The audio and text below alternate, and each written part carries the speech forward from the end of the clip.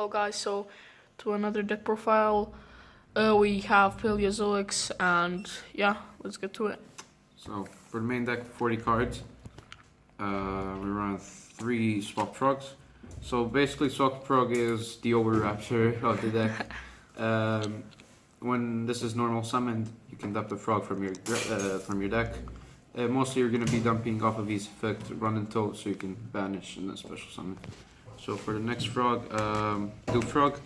This is your main target by Totally Awesome for negates. So when we activate Totally Awesome, on your standby phase, detach special summon Dupe Frog. Dupe Frog, when your opponent activates effect from Totally Awesome, you can dump this guy and his effect will be activated to grab Swap Frog and you can go into further plays. And for our last frog, 2 Running Toads. So Running Toad, what he does is when he's in the graveyard, you can banish one of these frogs and special summon him. So this is, for me, the most important cards in the deck.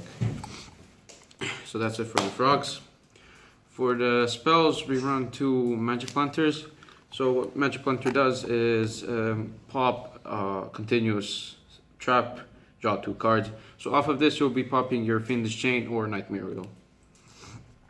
Okay, so let's get into the Paleozoic traps.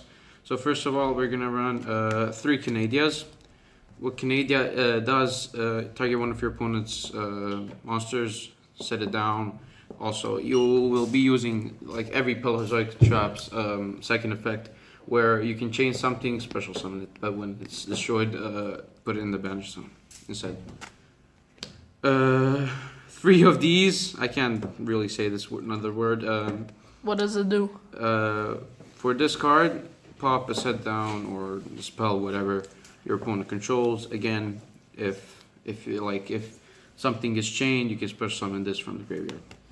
Okay, 3 of Dinomischus. What Dinomischus does is discard a card, banish a card from the field. So pretty good. It can overcome large monsters when it's like your last hope. Let's say Boral Sport. Yeah, like I had a kaiju my friend summoned, and the only way I overcame it is by Kerberos or Dinomischus. Okay, so 2 of these, Leonchera or whatever the name is, target one of your banished cards. You know, there's a drug named Lean, so I call it Lean. What this does is target one of your banished monsters, put it back in the graveyard. Again, good for chaining. I made a pretty good balance between the traps, Paleozoic, and the other traps. So this one, target one monster on the field, gain 500 attack and defense. Pretty good. I mean, just need a lot of these cards so you can chain like other cards from the traps and you can special summon them. 2 Morellas. Off of Morella, you can send 1 trap to the graveyard. I use Morella to dump another Morella because everything other is useful. So I have this one. This one has attack. What's his name? I cannot spell this. Pronounce it. You can try it, but Halonciega. Halonciega. Sure. A half an attack of a monster. Pretty good. That's why it's not that good. That's why I run 1 of them. And 1 Picaya. Discard a Paleozoic. Draw 2 cards.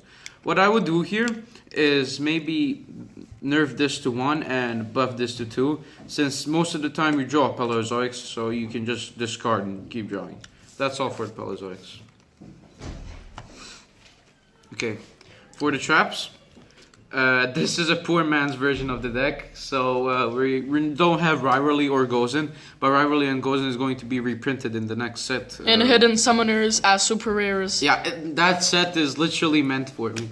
Gozen and Rivalry is going to be reprinted. Yeah. So 3 Mirror Forces, 2 Storming Mirror Forces. I mean, I did this set too. I mean, like having 6 of them is not that good, since sometimes you can draw 2 Mirror Forces and just a brick, in my opinion. 3 Bottomless Trap Hole. So you know what this does. When a monster is summoned with 5,000 or 1,500 more attack, banish it. So pretty good. So for the Magic Planters targets, Fiendish Chain is overall good. So if I could run more than 3, I would run. I run it 6 of them. And the tech card. Yeah. So this is basically you're running 5 Fiendish Chains, except Nightmare Wheel. The monster effects aren't negated, but every standby phase that monster targeted, you take 500. The opponent takes 500 damage. So it's pretty good. It's like pretty good in Fiendish. Trick Stars too. Yeah. Burn forever. Talking about Trick Star deck profile is gonna be up. Yep, couple of days. So still poor man's deck. 3 totally awesomes. Totally awesome. Best card in deck. Just overall good. He has 3 effects. Every standby phase. Detach a card. Summon a monster from the deck. Second one is negate a spell, or trap, or a monster effect by popping, I think it's a frog or aqua monster on the field. And the third one, if it's sent to the graveyard, add a frog from the graveyard. 2 Mistar Boys.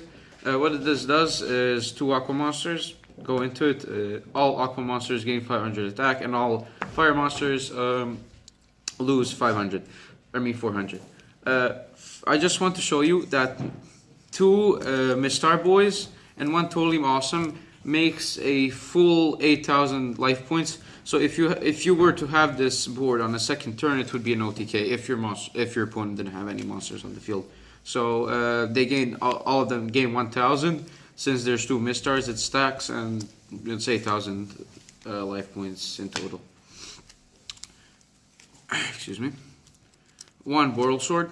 Boral Sword, as I say that, it's Boral Guard, $5. I mean, Boral Sword, it's like $50 to $100. Poor man's version of Boral Sword. Or Borload. Yeah. Summon Sork, this is proxied. It's printed, so currently Summon Sork is illegal in EU, and when the Soul Fusion Special Edition comes out, we'll be able to get this, and it's going to be illegal in EU. 1 Landfornicus. This card, you need this card in your extra. Sometimes when your opponent first turn summon let's say Ibali, and off of Summon Sork another card, you just need this. Since Mistar Boys needs 2 Aqua monsters, so you need this card to have too many monsters, so it's pretty good. Link Karibo, best Link one. Best Link 1 in the game. I mean, when a token is summoned, that's level 1, you can go into the Link Karibo. Nightmare Unicorn. Mm-hmm. Best of the Unicorn. I mean, best of the Nightmares. What can I say? Agree. Of course.